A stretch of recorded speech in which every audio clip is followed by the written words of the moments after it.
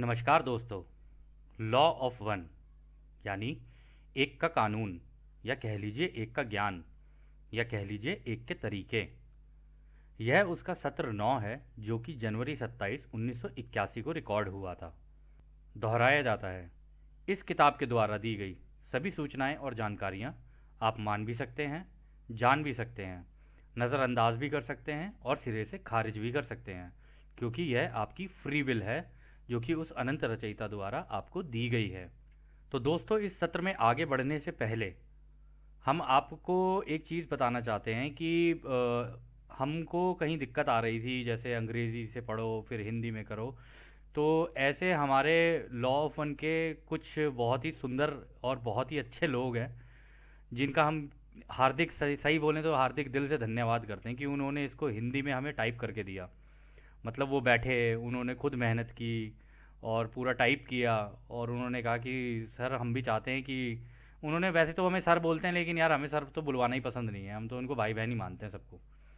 तो उन्होंने कहा कि क्या कहते हैं ये, आप ना क्या कहते हैं, हम आपको हिंदी में टाइप करके दे रहे हैं, आप ना हिंदी में कर दो इसको। हमने कहा ठीक है, जैसे ही प्रभु की इच्छा और जैसी आपकी इच्छा। तो हम लोगों ने इसका, उन्होंने हिंदी में टाइप किया और हम लोगों ने इसको हिंदी में, जो इसका टाइप वर्जन है, अब उसके अंदर हम आपको इसको पढ़ के बताएंगे, ताकि ये आपके लिए भी ठीक रहे और एक तरीके से हमारे लिए भी ठीक रहे। तो अब ये आपको हिंदी में दिख रही होगी, ठीक है। तो उन्होंने सीधा ही सवाल से शुरू किया, परंतु जैसे कि हमेशा राह कहते हैं कि हम तुम्हारा स्वागत अनंत रचयिता के प्रेम और रोशनी में करते हैं।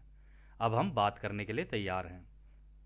तो पहला सवाल डॉन करते हैं, हम एक के ज्ञान को इस किताब का मुख्य भाग बनाना चाहते हैं।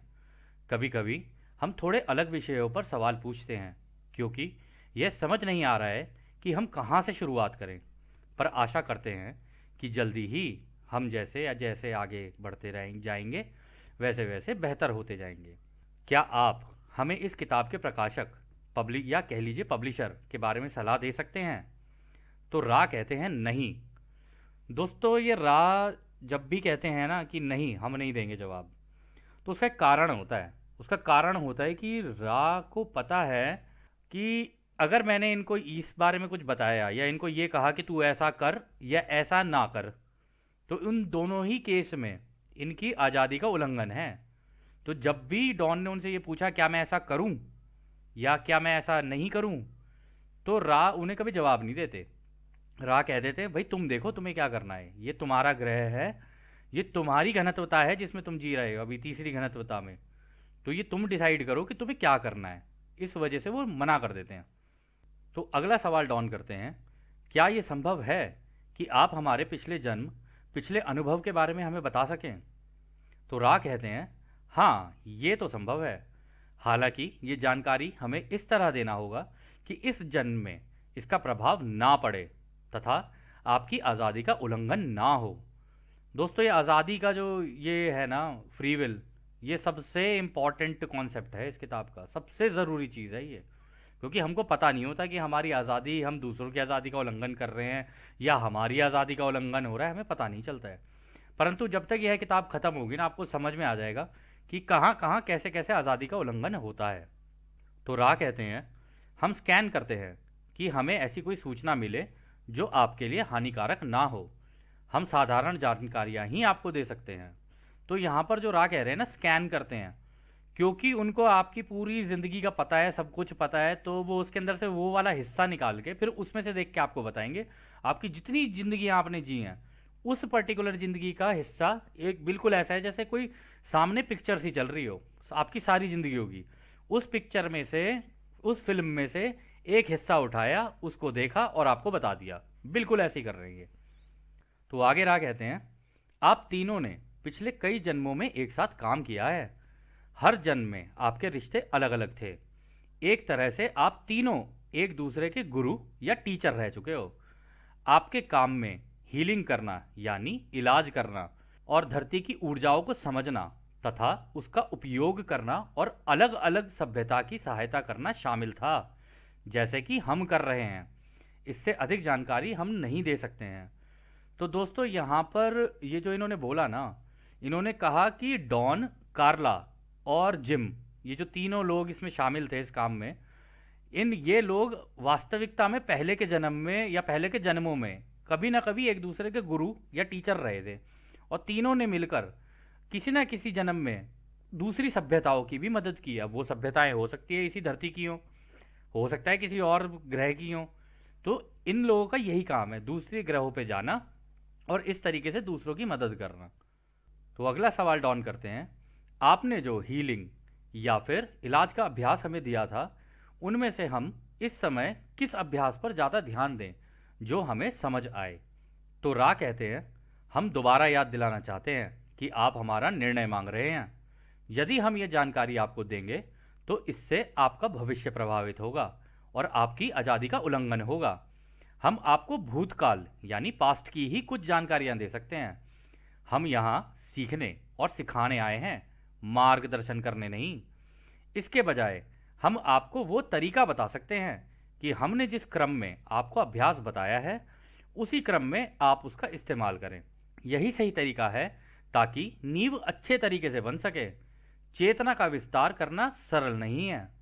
तो दोस्तों यहाँ पर भी आप एक चीज़ मतलब एक ध्यान देने वाली बात यह है कि यदि कोई आपको ये कह रहा है ना भविष्य में ऐसा हो जाएगा या वैसा हो जाएगा, ऐसा कर देंगे या वैसा कर देंगे, तब भी आपकी आज़ादी का उल्लंघन हो रहा है, क्योंकि कोई आपको किसी दिशा में धकेलने की कोशिश कर रहा है या आपको किसी दिशा में खींच के लेके जा रहा है। यदि ऐसा कोई कर रहा है तो वो आपकी आज़ादी का उल्लंघन कर रहा है। और यहाँ पर भी वो कह रहे हैं कि जिस तरीके हम तुम्हें केवल तरीका बता सकते हैं, करना तो तुम्हें ही है, और वो भी तुम्हारी इच्छा के हिसाब से है। करना हो तो कर लेना, नहीं करना हो तो कोई बात नहीं, तुम्हारी इच्छा है भाई। ये तीसरी घनत्वता है, सतयुग चाहिए होगा तो तुम खुद ले लेना, हमें नहीं पता, हम तो अपना निकल गए आगे जैसे जैसे करते करते।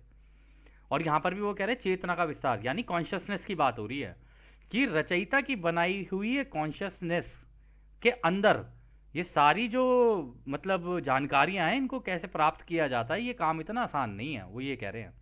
तो अगला सवाल डॉन करते हैं, जिस तरह किसी भी ग्रह की आबादी का विकास या कह लीजिए इवोल्यूशन मैंने समझा है कि वो कुछ निश्चित समय लेती हैं, इसमें साधारण तरीके से देखा जाए तो 25,000 के 3 चक्रों में बांट सकते हैं, जो कि अंत में 75,000 साल बनते हैं। हर 75,000 साल के अंत में धरती खुद भी प्रगति करती है। ऐसा क्यों होता है और ये कहाँ से शुरू हुई? तो दोस्तों यहाँ पर जो बात हो रही है ना इस सवाल के अंदर, वो कह रहे हैं कि जो युग होते हैं ना वो 3 भागों में बटे हुए हैं, 25,000 साल के 3, और अब जो चल रहा है वो 25,000 का आखिरी वाला है, बिल्कुल बिल्कुल आखिरी वाला, मतलब 75,000 साल पूरे हो चुके हैं। तो इस वजह से डॉन को जानने की इच्छा ज़्यादा थी कि भाई अब जब हम बिल्कुल एंड पे आ चुके हैं तो अब क्या क्या होगा, कैसे होगा, आगे क्या होने वाला है, तो इच्छा इसकी बहुत थी, परंतु रा समझा देंगे। तो दोस्तों रा कहते हैं, आप ये कल्पना कीजिए कि ये जो रचयिता की बनाई हुई 4 ऊर्जाएं होती हैं वो कुछ ऐसे ग्रह के चारों ओर चलती हैं कि ग्रह के चारों तरफ एक ऊर्जा का गुब्बारा या ऑरा बनाती हैं। इसका नियंत्रण शनि ग्रह की काउंसिल करती है। यह जब प्रवाहित होती है तो एक तरह की लय बनाती है और बिल्कुल एक घड़ी की तरह कार्य करती है। तो दोस्तों ये इस बात को समझने के लिए ना आपको ऐसे समझ नहीं आएगी, क्योंकि हमें भी समझ नहीं आई थी, हमें भी बड़ी मेहनत करनी पड़ी थी इसको समझने के लिए। तो उन्होंने कहा आप कल्पना कीजिए कि ये जो रचयिता की बनाई हुई 4 ऊर्जाएं होती हैं वो कुछ ऐसे ग्रह के चारों ओर चलती हैं कि ग्रह के चारों तरफ एक ऊर्जा का गुब्बारा या ऑरा बनाती हैं।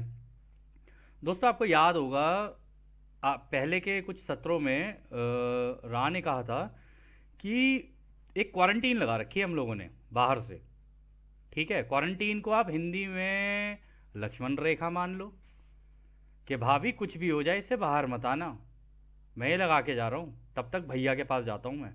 तो इसको समझने के लिए ना आपको क्या करना होगा, आपको ये देखना होगा कि भाई कैसे चलती है यह ना कुछ इस प्रकार की होती है जैसे अभी आप अपनी आंख के सामने देख रहे हो ना, ये आप ये देखो बीच में एक घड़ी सी है यहाँ पे, ये एक घड़ी बीच में यहाँ पे, और इधर आपको एक पोल दिख रहा है, इधर है आपका नॉर्थ को बोलते हैं हम लोग उत्तरी, और नीचे है दक्षिणी।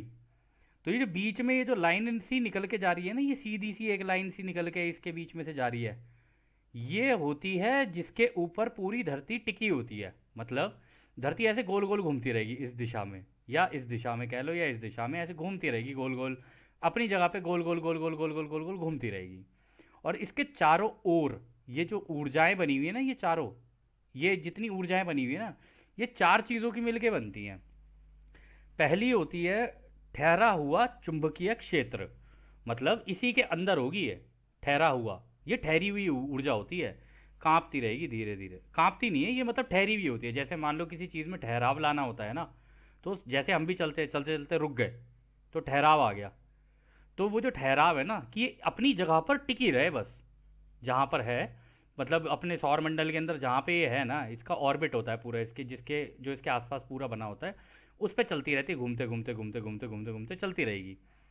तो एक तो इसके ठहराव के लिए होता है ठहरा हुआ चुंबकीय क्षेत्र। फिर दूसरा होता है ठहरा हुआ विद्युत क्षेत्र। विद्युत का मतलब होता है इलेक्ट्रिसिटी, यानी जो करंट आता है ना हमारे घरों के अंदर, इस तरीके का होता है कुछ। तो वो भी उसके काम ही आता है कि ये ठहरी रहे, इसकी वजह से एक ही जगह पे रहे पर ठहरी रहे, ये घूमती रहे, घूम उसी ऊर्जा की वजह से ना ये घूमती रहती है घूमती रहती है घूमती रहती है, इसी विद्युत ऊर्जा की तरह। क्योंकि अगर यदि आपने कभी देखा हो, आप आपके घर के ऊपर से ना हाई टेंशन वायर जा रही हो, मतलब बहुत तेज़ी से करंट की तार जा रही हो, उसके नीचे खड़े हो जाओ तो ऐसे आवाज़ आती रहेगी उसके अंदर से, ज़्ज़ करके आवाज़ आती है उसके अंदर से।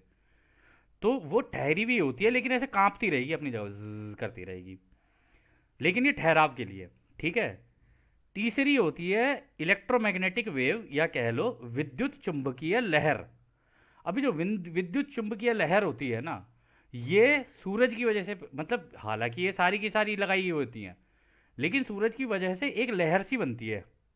तो वो इस तरीके से होती है कि जैसे इस, अब आप इस इमेज को देखना, यहाँ से सूरज की ना रोशनी आ रही है। अच्छा, आप लोग सोच रहे होगे कि यार सूरज इतनी गर्मी करता है, रोशनी करता है, भाई क्या है चक्कर, ऐसे क्यों है कि गर्मी हुए चली जा रही है, हुए चली जा रही है, सर्दियों के दिन आ गए तब भी गर्मी मतलब है। इस टाइम पे तो हमारी कुड़की जम जाती थी, आधा दिसंबर निकल गया, ये हो गया वो हो गया, पर कुड़की जम जाती थी। पर क्या होता है कि सूरज की रोशनी, सूरज के अंदर का जो वो है ना एनवायरनमेंट, अंदर का जो माहौल है वो ठंडा है, सूरज गर्मी नहीं फेंकता है। ये सबसे अचंभे की बात हमें भी लगी थी, हमने एक किताब पढ़ी थी सॉसर स्पीक, उसके अंदर महासंघ के लोगों ने ये बोला था कि ये जो सूरज है ना तुम्हारा, तुम्हें लगता है कि ये गर्म है, ये गर्म नहीं है, अंदर से ठंडा है, बहुत ही ठंडा, एक्सट्रीम कोल्ड। इसके अंदर का जो टेम्परेचर है वो बहुत ही ठंडा होता है। ये केवल रोशनी फेंकता है, और जो रोशनी फेंकता है ना वो एक ही वेवलेंथ की होती है, मतलब उसके अंदर ऐसा नहीं है कि ऊपर नीचे ऊपर नीचे ऊपर नीचे होती रहे, नहीं, ये सीधी चलेगी, बिल्कुल सीधी, सबके ऊपर बराबर ही पड़ेगी। ऐसा नहीं है कि इसके पीछे के ग्रह होंगे उनके ऊपर कम पड़ेगी, या इसके आगे के ग्रह होंगे उनके कम पड़ेगी, कम नहीं, बराबरी पे एकदम सब कुछ। तो ऐसे पड़ती है इसके ऊपर। तो आप यहाँ देख रहे होगे जब जो भी, मतलब जब ये घूमती है, अभी यहाँ पीछे की तरफ अंधेरा है, सीधे हाथ पे पूरा अंधेरा है, इस तरफ पूरी रोशनी है। तो होता क्या है कि जब ये सूरज इसके ऊपर पड़ रहा होता है ना, तो जितने हिस्से पे ये सूरज पड़ रहा है वहाँ पे तो रहेगा दिन, और जहाँ पे नहीं पड़ रहा है वहाँ रहेगी रात, क्योंकि पीछे का हिस्सा है, छुपा हुआ है, पता नहीं है।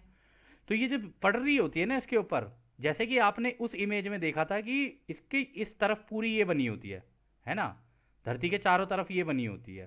तो ये जो बनी होती है ना, ये इसका काम ये होता है कि सूरज की जो रोशनी आ रही है ना तेजी से, ये पूरी की पूरी अंदर ना जाने दो, क्योंकि अगर ये पूरी अंदर आ गई तो सारे ही जल के मर जाएंगे इसके अंदर जितने भी हैं, क्योंकि इतनी तीखी और इतनी इतनी तीखी होती है ना कि मतलब, अगर रेडिएशंस होती हैं, रेज होती हैं, अल्फा गामा अलग अलग तरीके की रेज होती हैं। अब मैं उसके अंदर साइंस के अंदर नहीं घुसना चाहते हैं, लेकिन कोई फ़ायदा नहीं है उसका, आपके समझाने के लिए बहुत है ये, कि यहाँ पे ये पूरी की पूरी बनी होती है, तो ये सुना इसको ऐसे बहा के दूसरी तरफ ले जाती है, ऐसे करके जितने की ज़रूरत है बस उतनी ही रखती है अपने पास। और बाकी आप देख रहे हो ना, ये लहर बन रही है राइट साइड में, ये पूरी लहर बन रही है।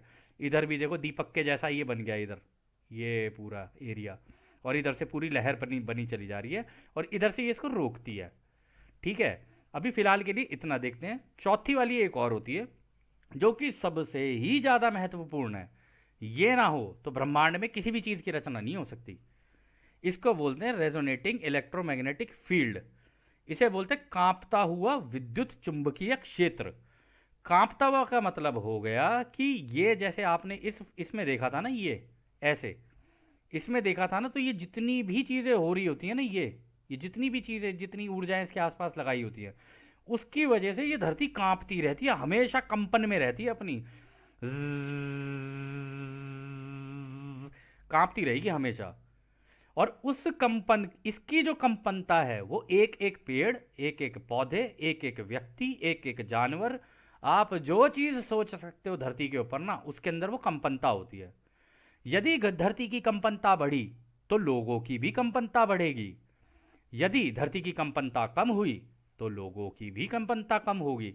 हर चीज की कंपनता कम होगी। कंपनता कम हुई तो जितने भी पेड़ पौधे जानवर हैं धीरे धीरे या तो मर जाएंगे, अगर कंपनता तेज हुई तो भी मर जाएंगे जरूरत से ज्यादा।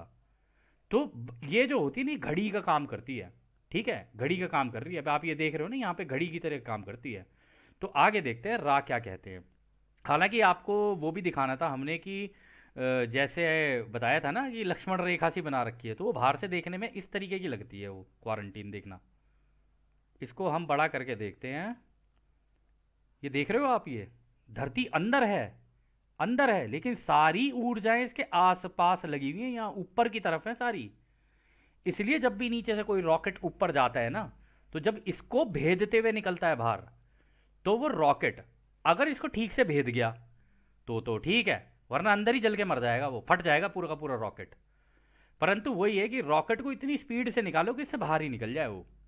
लेकिन वो तब भी उसके आस, तभी आपने देखा होगा कि रॉकेट का लॉन्च दिखाते हैं ना, रॉकेट लॉन्च इससे निकलते स्टेजेस में निकलता है। पहले नीचे का हिस्सा छोड़ेगा, इसके अंदर घुसता है, जलता हुआ जाता है, फिर नीचे का हिस्सा छोड़ता है, नीचे का हिस्सा छोड़ता है, बाहर जाते ही सारे हिस्से छोड़ देता है, क्योंकि बाहर जाते ही कोई भी फील्ड नहीं है, सब कुछ ऐसा ही है। तो हल्का सा उसे वैसे पीछे से धक्का मिल रहा होता है तो ऑटोमेटिकली तेजी से निकल के आगे निकल जाता है, तेजी से स्पीड में निकलेगा फिर वो। और ये जो ऊर्जा है ना, ये ही इसकी लक्ष्मण रेखा है, ये ही वो क्वारंटीन है जिसके बारे में बोल रहे हैं कि ये महासंघ ने लगा रखी है। और इसको मैनेज कौन करता है, इसका जो करता धरता कौन है, वो है सूरज। ठीक है, तो वो आगे बोलते हैं, तो कहते हैं इसका नियंत्रण शनि ग्रह की काउंसिल करती है। कह रहे जब ये प्रवाहित होती है तो एक तरीके की लय बनाती है और बिल्कुल एक घड़ी की तरह कार्य करती है। तो घड़ी की तरह कार्य करने का मतलब है कि जैसे जैसे ये सूरज की ऊर्जा बढ़ती जाएगी, ये अपनी रोशनी तेज करता चला जाएगा, करता चला जाएगा। तो ये जो इस वाली इमेज में है ना, ये वाली में, तो ये जो बीच में ये जो लाइन होती है ना इसके, ये पूरी dot dot dot dot dot dot dot dot लगे हुए हैं यहाँ पे बीच में, ये टक टक टक टक करके लगे हुए हैं ना, ये धीरे धीरे टिल्ट होना शुरू होते हैं। मतलब आगे की तरफ, जहाँ अगर सूरज उल्टे हाथ पे हुआ तो यहाँ से सूरज पड़ेगा, तो पड़ेगा तो इस पे भी पड़ेगा। तो ये इसको धीरे धीरे धीरे धीरे झुकाते जाते, झुकाते जाते, झुकाते जाते। पर वो घड़ी इतने हिसाब से चल रही होती है ना, ऐसे चल रही होती है। इस जैसे इन्होंने कहा ना कि उसकी एक अपनी लय होती है। मतलब टक टक टक टक ऐसे करके इसकी लय होती है। ये धीरे धीरे धीरे धीरे धीरे धीरे धीरे धीरे करके ऐसे आगे की तरफ चलती रहती है, चलती रहती है, चलती रहती है, चलती रहती है, चलती रहती है। तो फिर आगे वो कहते हैं कि घड़ी की तरह कार्य करती है। बहुत सही। फिर कहते हैं पहले चक्र में इन ऊर्जाओं का एक स्तर होता है, यानी कि यह उतने समय में वह निश्चित दूरी तय करती हैं। निश्चित समय में मतलब यदि आप इस घड़ी को 3 भागों में बांट दो। आप ये सारा कुछ ऐसे सोचो कि सब कुछ सीधा है, अभी टेढ़ा नहीं है, सब कुछ सीधा है। तो जब युग की शुरुआत होगी तो ये सब कुछ सीधा रहेगा। और जैसे जैसे युग, जैसे इन्होंने बताया कि 75, अभी आगे बताएंगे वो कि ये मतलब 75,000 साल की होती है तो किस तरीके से होती है, फिर 25,000 साल की 3 होती है युग जो होते हैं। तो वो कह रहे हैं कि ये धीरे धीरे धीरे धीरे जो है ना, ये आगे झुकने लग जाती है। जब इसका युग होता है ना, 25,000 साल का युग होता है एक, तो एक युग जब पूरा कंप्लीट करेगी तो ऐसे झुकती चली जाएगी, झुकती चली जाएगी, झुकती चली जाएगी, झुकती चली जाएगी। तो फिर वो आगे कहते हैं कि उतने समय में इस ग्रह की सारी इकाइयां, यानी जितने भी लोग होंगे, जानवर, पेड़ पौधे, सब अपना अपना अनुभव ले रहे होते हैं। सब इसी के अंदर ही अंदर काम कर रहे होते हैं। कोई यहाँ जा रहा है, कोई गाड़ी चला रहा है, कोई कुछ कर रहा है, कोई कुछ कर रहा है, कोई घर में खाना बना रहा है, कोई किसी को छोले भटूरे खाने, किसी को छोले कुलचे खाने। ये सारे अनुभव से चल रहे होते हैं सबके। कोई टीवी देख रहा है, कोई फ़ोन के अंदर ही घुसा पड़ा है, मुंडी नीचे, जबकि कहानी चल रही है ऊपर। तो सारे के सारे उसी के अंदर वो क्या कहते हैं, कुछ ना कुछ काम कर रहे होते हैं। तो फिर वो आगे कहते हैं सारे लोग अलग अलग चीज़ों का अनुभव ले रहे होते हैं तथा उन चक्रों की समय सारणी यानी स्केड्यूल, मतलब ये इसका जो समय सारणी होती है ना, जैसे कि भाई ये मतलब हमारे घड़ी भी अगर चलेगी तो क्या चलेगी।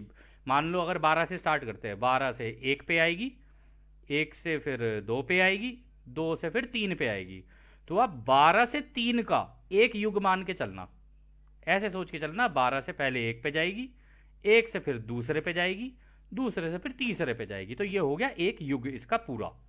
ठीक है। अब आप कह रहे हो कि यार एक युग, लेकिन और भी तो पीछे के युग रहे हैं, वो बात भी आएगी अभी आगे, लेकिन अभी फिलहाल के लिए आपको समझा रहे हैं, बताने के लिए कि ये, हाँ, ये इस तरीके से काम करती है। ठीक है। तो फिर वो आगे कहते हैं इन चक्रों का समय उस बुद्धिमान ऊर्जा का अंश होता है। मतलब रचयिता के दिमाग से ही निकल रही होती है सारी की सारी ऊर्जाएं। ये सारा जो पूरा ब्रह्मांड है, जैसे रा ने सबसे पहले बोला था कि तुम तो नाचती हुई सोच हो, मतलब तुम सारी ये जितनी भी चीजें कर रहे हो ना, ये सारे उस अनंत रचयिता की सोच के अंदर चल रहा है। अभी आगे देखना, राजा के कह देंगे तुम एक सपने के अंदर जी रहे हो, तुम्हें तो पता ही नहीं है, ऐसे करके बता देंगे अभी सबको। तो कह रहे कि ये ना उस अनंत ऊर्जा का एक बुद्धिमान ऊर्जा, बुद्धिमान का मतलब इसके अंदर भी अपनी बुद्धिमानिता होती है, इसकी अपनी इच्छाएं होती हैं, सारा कुछ होता है, ये अपनी इच्छा से चलती है। जैसे जैसे सूरज की रोशनी पड़ती जाएगी ना इसके ऊपर, इसकी इच्छाएं उतनी उत्तीर्ण होती चली जाएंगी, उतनी खुश होती चली जाती है ये भी। और आप अगर आप नोटिस करो तो पेड़ पौधे उग नहीं सकते अगर ये सूरज की ऊर्जा ना पहुंचे, उग ही नहीं सकते।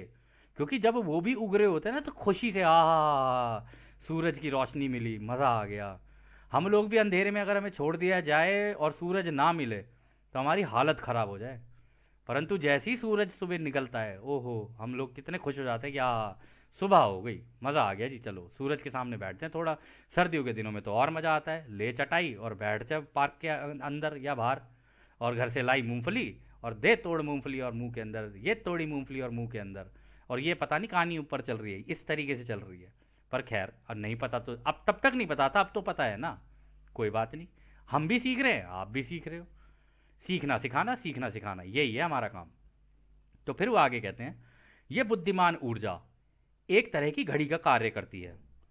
ये चक्र ऐसे चलती है जैसे कि हमारी घड़ी में हर घंटे एक आवाज़ स्ट्राइक आती है, कि मतलब जैसे बोला ना, टंग टंग, तो जैसे घड़ी की आवाज़ होती है ना, ये जैसे जैसे चलती जाएगी चलती जाएगी चलती जाएगी, इसकी आवाज़ होती है, और आवाज़ की अपनी लय होती है, कि जैसे अगर टंग, तो इसकी एक लय है अपनी, इस तरीके से चलती है ये। फिर वो कहते हैं इसका हर स्ट्राइक एक चक्र के अंत होने का संदेश देता है, या कह रहा है संकेत देता है। तो कह रहे हैं कि यहाँ पे कि जब भी ये एक टंग करके पड़ेगी ना, तो उन्हें पता चल जाता है, काउंसिल को, मतलब जो महासंघ है, उन्हें पता चल जाता है अब धरती यहाँ से यहाँ तक पहुँच चुकी है, इतने अनुभव हो चुके हैं, और अब ये यहाँ से यहाँ तक आगे पहुँच चुकी है। यदि हम इससे देखें तो उनको पता चल जाता है कि हाँ, इससे देखें तो उन्हें पता चल जाता है, इसने एक घंटी अगर आगे की तो टंग इतनी आगे निकल गई, छोटी सी, फिर अगली हुई तो टंग इतनी छोटी सी आगे निकल गई। तो ऐसे करते करते, मतलब एक जो हमने गलती की ना, वो ये की कि हमने ये कहा आपको कि 12 से लेके 15 तक का, मतलब 12 से लेके 3 बजे तक का आप एक युग मान लो। आप एक युग नहीं, आप इसके अंदर 3 युग मानो, 3 युग। पहला युग जो होगा वो 12 से लेके 1 बजे तक का चलेगा, फिर जो दूसरा युग होगा वो 1 बजे से लेके 2 बजे तक का चलेगा, फिर जो तीसरा युग होगा वो 2 बजे से लेके 3 बजे तक का चलेगा। फिलहाल के लिए आप इतना ही समझ लें तो ठीक ही है, क्योंकि ज़्यादा अगर हम करेंगे तो आप शायद खो जाओ इसके अंदर, क्योंकि हमें तो समझ में आ चुका है, अब हम तो आपको बता रहे हैं। तो कहते हैं ये जो घड़ी है ना, ये अंत होने का, मतलब अंत तक होने का एक संकेत सा दे देती है हमें। तो खैर, अगला सवाल फिर डॉन करते हैं। डॉन कहते हैं सबसे पहला और प्राचीन इकाई कौन था, उसका आरंभ कहाँ से हुआ, वो इसके पहले कहाँ रहते थे। मतलब डॉन ये जानना चाहते हैं कि भाई हमसे पहले कौन था इस धरती के ऊपर, ये तो बताओ, और वो आए कहाँ से, ये भी बताओ हमें, और इससे पहले कहाँ रहा करते थे, ये भी बताओ हमें। तो रा कहते हैं सबसे पहली इकाई इस ग्रह पर पानी, आग, हवा और मिट्टी थी। मतलब सबसे पहले लोग जो इस धरती के ऊपर थे, ये लोग ही बोलेंगे हम, या आपको लगता होगा कि कहते जिंदा नहीं है? जिंदा है सारी चीजें। पानी भी जिंदा है आपका, आग भी जिंदा है आपकी, हवा भी जिंदा है, और ये जो मिट्टी के कण है ना, ये भी जिंदा हैं। एक एक चीज अभी आपको पता चलेगा कैसे जिंदा है। सारा कुछ बताएंगे आपको। आपको जो ये एक का ज्ञान है ना, आप देखना क्या बनाएगा आपको। तो खैर, फिर डॉन कहते हैं, पहला इंसान जो कि हमारे जैसा दिखता हो वो कहाँ से आया था, उसका विकास कैसे हुआ था? तो रा कहते हैं, अच्छा तो आप तीसरी घनत्वता की बात कर रहे हो कि अब तुम्हारे जैसे दिखने वाले। तो आगे कहते हैं, सबसे पहले जो यहाँ आए थे उन्हें आपके सौरमंडल के ही एक ग्रह से लाया गया था, जिसे आप मंगल ग्रह कहते हैं। तो कहने का मतलब है जो लोग इस ग्रह पे सबसे पहले आए हैं ना, वो मंगल ग्रह से आए हैं। ठीक है। तो फिर वो कहते हैं, इस ग्रह की तीसरी घनत्वता के प्राणियों के रहने लायक नहीं रहा था। मतलब वो हुआ ही कुछ ऐसा वहां पे कि वो मतलब जो ग्रह था उस पे लोग रह ही नहीं पाए। उन्होंने अपना पूरा का पूरा कुछ किया। तो आगे वो बोलते हैं, पहली इकाई इस प्रकार से ये प्रजाति थी जिसे संरक्षकों यानी गार्जियंस के द्वारा बदलाव करके बनाया गया ताकि वो लोग यहाँ रह सके। तो यहाँ पे पता है वो क्या बोल रहे हैं? यहाँ पे वो कह रहे हैं कि उनको जब वहां से यहाँ लाया गया ना, तो हमने उनके मतलब जो गार्जियंस हैं, जो 24 गार्जियंस हैं ना, इन्होंने बताया, अभी शायद आगे बताएंगे। 24 गार्जियंस होते हैं, मतलब 24 अभिभावक होते हैं जो कि रक्षा करते हैं एक ग्रह की। ठीक है। तो इनका काम होता है कि हम इस ग्रह की रक्षा करेंगे, और रक्षा करने ये जो रक्षक होते हैं ना, ये इतने हाईली एडवांस होते हैं, इतने एडवांस होते हैं कि ये जब मंगल ग्रह से यहाँ वहाँ से यहाँ पर लोगों को लाए तो उनका डीएनए चेंज किया। डीएनए तो अब आप जानते ही होंगे। अब वो डीएनए की पढ़ाई तो हम यहाँ पे, वरना बायोलॉजी केमिस्ट्री सारी किताबें खुल जाएंगी, यहाँ पे कोई फ़ायदा नहीं है उसके अंदर घुसने का। डीएनए आपको पता है उतना बहुत है। कहते तो हमने तो समय के जो वो थे, अभिभावक थे, संरक्षक थे, उन्होंने उनके डीएनए में चेंज किया और उनको यहाँ पर ले आए। तो डॉन पूछते हैं अगला सवाल, वो कौन सी प्रजाति थी और वो लोग मंगल ग्रह से यहाँ आए तो आए कैसे? तो रा कहते ये प्रजाति मंगल ग्रह के लोग थे जिनके जीन्स में संरक्षकों द्वारा फेरबदल किया गया था। मतलब उनके, ये मंगल ग्रह पे रहते थे, उनके जो डीएनए थे उसमें फेरबदल किया गया ताकि वो यहाँ जीवित रह सके। मतलब इस धरती के मतलब अब वो मंगल ग्रह का अलग भाई वो है वायुमंडल, यहाँ का अलग वायुमंडल है। तो यहाँ के वायुमंडल के हिसाब से, वायुमंडल मतलब जो आपका एनवायरनमेंट है उसके हिसाब से उसके अंदर उसके डीएनए का चेंज किया, डीएनए का चेंज किया, फिर उनको यहाँ पर रखा, वरना तो वो मरी, वो जिंदा ही नहीं रह पाते यहाँ पर। तो फिर वो कहते, इन्हें संभाल कर रखा रखा गया था तथा इन्हें गैर प्रजनन तरीकों से बनाया गया था। कह रहे थे कि जैसे तुम्हारे यहाँ बच्चे पैदा होते हैं ना, पहली बात तो उन्होंने ये बोली कि इनको संभाल के रखा गया था, मतलब संभाल के रखा गया और उसके बाद गैर प्रजनन तरीकों से बनाया गया। यानी कि भाई ये जो है ना, इनको इनका वैसा रिप्रोडक्टिव मतलब वो नहीं था सिस्टम, जैसे हमारे यहाँ बच्चे पैदा होते हैं ना, जिसे हम क्या कहते हैं, प्रेम क्रिया कहते हैं, या कह लो प्रेम मिलन की क्रिया कहते हैं, उस तरीके से नहीं किया। यह अलग तरीका था कुछ करने का। तो फिर वो आगे कहते हैं, उन्होंने उनके शरीर को बनाने के लिए पृथ्वी की सामग्री का उपयोग किया और उन शरीरों में उनकी आत्मा को डाला और अनुवंशिक यानी जेनेटिक बदलाव कर दिया गया। तो सोच लो दोस्तों, इतनी एडवांस्ड सिविलाइजेशन, इतनी एडवांस्ड सभ्यता, ये जो गार्जियंस थे इन्होंने क्या किया, इन्होंने इसी धरती की मिट्टी का इस्तेमाल किया, उनको शारीरिक रूप दिया, शारीरिक रूप देकर और फिर उनके अंदर आत्माओं को डाला कि अब इन आत्माओं को इनके अंदर डालो और इनके अंदर जो इनका डीएनए उसके अंदर बदलाव कर दो ताकि ये यहाँ पे जी सके, क्योंकि उनके तीसरी घनत्वता के अनुभव चल रहे थे।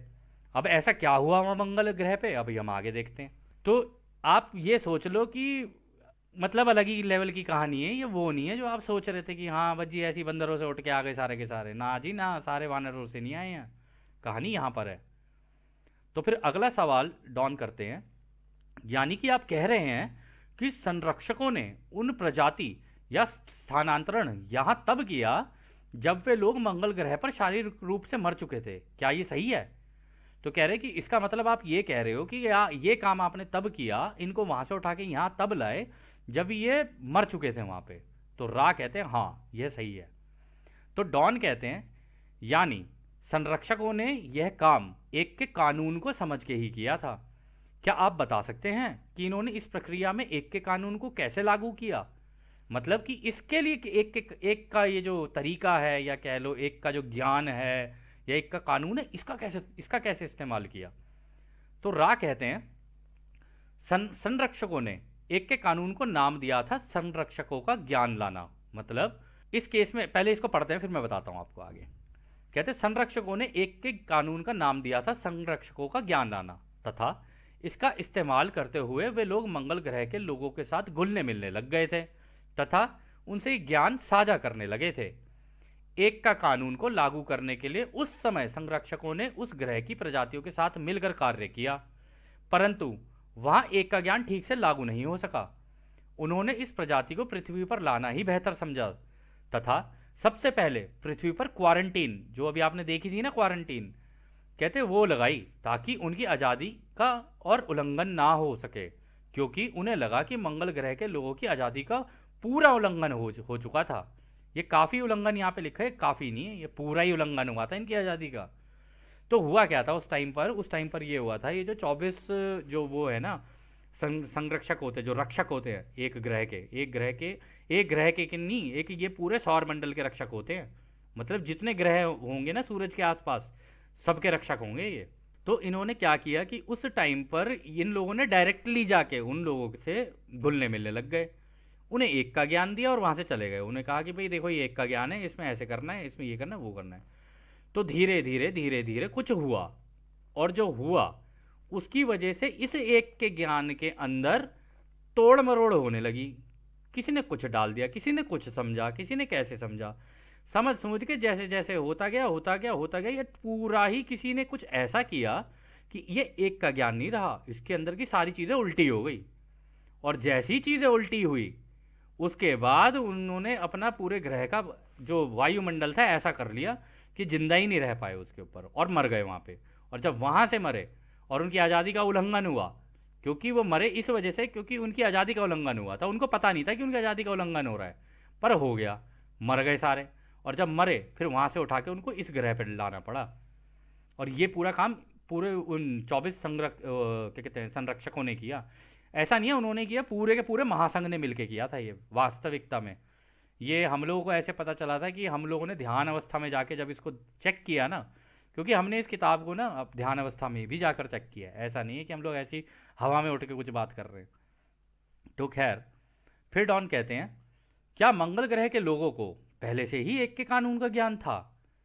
तो रा कहते हैं मंगल के ग्रह के लोग प्यार के कानून को सीखने का प्रयास कर रहे थे, या कह लो प्यार के तरीकों को सीखने का प्रयास कर रहे थे, जो कि एक के कानून की पहली सीख है। सबसे पहली सीख ये है कि प्रेम, पहले इसको सीखो, ये कैसे होता है, ये कैसे काम करता है। तो फिर वो कहते हैं परंतु वो ये सब सीख नहीं पाए और उन्होंने अपने ग्रह का ऐसा हाल कर दिया कि वहां का वातावरण तीसरी घनत्वता के लिए लायक ही नहीं रहा। यह सब चक्र के पूरे होने के पहले ही हो गया था, इसलिए वो कटाई के लायक भी नहीं बन सके थे और अपने ही माया जाल में फंस कर रह गए। तो दोस्तों ये जो माया जाल का खेल है ना, अगर कोई माया जाल में फंस गया तो मजाल है वो निकल जाए उससे बाहर, मजाल है कि वो अपने सतयुगवती को मिल जाए, उसको सोचता ही रह जाएगा कि कहानियां ही सुनता रह जाएगा कि जी सतयुग आएगा सतयुग आएगा, वो सोचता ही रहेगा और माया जाल में फंसा हुआ है, उसे पता ही नहीं है कि भैया सतयुग लिया कैसे जाता है। सतयुग मिलता नहीं है, सतयुग लेना होता है। अभी आपको पता चलेगा कि आगे सतयुग लिया कैसे जाता है, कितनी मेहनत लगती है सतयुग लेने के लिए। तो फिर वो उन्होंने बताया कि मंगल ग्रह पे उन्होंने अपना पूरा एनवायरनमेंट खराब कर दिया, कुछ ऐसा किया कि पूरा ही ताबड़तोड़ कर दिया वहाँ पे अच्छी तरीके से, और सारे के सारे अपनी माया जाल में फंस गए। और फिर वहाँ से क्योंकि कटाई भी नहीं हो पाई, भाई समय ही नहीं पूरा हो पाया, बीच में ही अपने जो प्लेनेट है पूरा ही खराब कर दिया, पूरा ग्रह खराब कर दिया, इस वजह से उनको वहाँ से यहाँ लाना पड़ा। तो खैर फिर डॉन आगे कहते हैं मंगल ग्रह से हमारे ग्रह पर कितने वर्ष पहले ये स्थानांतरण हुआ था, मतलब कब लाए गए ये? तो रा कहते हैं आपके समय के अनुसार लगभग 75,000 साल पहले हुआ था ये। तो ये पूरी कहानी आज से 75,000 साल पहले हुई थी। तो डॉन हैरान हो जाते, कह रहे क्या 75,000 साल? तो रा कहते हैं हाँ लगभग यही है, 75,000 साल के करीब की लगा लो तुम। तो फिर अगला सवाल डॉन करते हैं उनको पृथ्वी पर लाने से पहले भी यहाँ कोई और प्रजाति थी जिनके हमारे जैसे एक या दो हाथ पैर हुआ करते थे? तो रा कहते हैं, आपके ग्रह में पिछले 40 लाख सालों में कुछ लोग आया तो करते थे घूमने फिरने के लिए कि देखें जरा इस ग्रह पे क्या चल रहा है, परंतु वो कहते हैं इन्होंने इस ग्रह के चक्र का कोई प्रभाव नहीं डाला। मतलब उन्होंने इसकी जो साइकिल चल रही थी उसके ऊपर कोई छेड़खानी नहीं की उन्होंने। अपना ग्रह तब तीसरी घनत्व का नहीं बना था, मतलब आपका ग्रह तब तीसरी घनत्वता का नहीं बना था, इसलिए वो यहाँ रुकते नहीं थे। ऐसे ही घूमने के लिए आ जाते थे कि चलो यार 40 लाख साल पहले की बात हो रही है ये। अभी तो देखना कितने लाखों साल पीछे लेके जाएंगे अभी हमें। कह रहे 40 लाख साल पहले लोग घूमने आया करते थे यहाँ पे, और एक हम है यहाँ से वहां जाने के लिए टिकट कटाओ और ये करो और वो करो और दुनिया भर के टंटे हमारी जिंदगी के अंदर। तो वो लोग घूमने के लिए आया करते। खैर जो भी है, अभी आगे देखते जाना क्या क्या होने वाला है। तो डॉन कहते हैं तो क्या 75,000 वर्ष पहले यहाँ सिर्फ दूसरी घनत्वता की इकाई ही रहती थी? वो किस प्रकार की इकाई थी? मतलब, तो इसका मतलब 75,000 साल पहले से, क्योंकि 75,000 साल पहले के बाद ही यहाँ पे इंसान की प्रजाति हुई है, उससे पहले तो कोई ना कोई तो होगा। तो डॉन को ये लगा कि इससे पहले कि भाई इसका मतलब कोई ना कोई दूसरी घनत्वता होगी, क्योंकि जितनी भी इंसान की प्रजाति और ये है ना, ये सारे के सारे तीसरी घनत्वता में आते हैं। और इसके अंदर भी स्तर होते हैं अलग अलग, अभी आपको पता चलेगा स्तर कैसे होते हैं। तो रा कहते हैं दूसरी घनत्वता काफी लंबे जीवन के पेड़ पौधे और जानवरों की थी, जो कि चेतना की अलग अलग अवस्था में थे। मतलब उस समय पे दूसरी घनत्वता हुआ करती थी, यानी लंबे लंबे पेड़ पौधे और जानवर, अलग अलग तरीके के जानवर। जैसे हमें बताया था ना कि पहले डायनासोर थे, ये थे वो थे, तो वो उस जमाने में हुआ करते थे, अभी नहीं, उस जमाने में अलग अलग तरीके के जानवर हुआ करते थे। तो वो कहते कि लेकिन उनकी चेतना अलग अलग थी। मतलब उनका जो रूप स्वरूप और ये सारी चीज़ें हुआ करती थी ना, वो सारी अलग अलग हुआ करती थी। जैसे आज हम भी तो देखते हैं, कोई शेर है, कोई चीता है, शेर चीते की फैमिली के अंदर ही एक अलग ही एक स्तर बना हुआ है। और हिरणों का देख लो, हिरणों का अलग बना हुआ है, बिल्लियों का देख लो, बिल्लियों का अलग बना हुआ है, कुत्तों का देख लो, कुत्तों का अलग बना हुआ है। इस तरीके से अगर आप किसी भी जानवर को देखोगे ना, उनके अंदर भी श्रेणियां सी बनी हुई हैं। तो ये सारा का सारा इसी तरीके से हुआ। तो खैर दोस्तों, यह सत्र काफ़ी लंबा जाएगा, तो हम एक काम करते हैं, इस सत्र को हम यहीं समाप्त करते हैं, और इसका बाकी जो हिस्सा है वो अगले भाग में करेंगे। और जैसा कि राह हमेशा कहते हैं, अब हम आपको उस अनंत रचयिता के प्रेम और रोशनी और उसकी शक्ति और उसके प्रेम में और उसकी शांति में छोड़कर चलते हैं। आदने हमारे भाइयों, आदने वासु। धन्यवाद।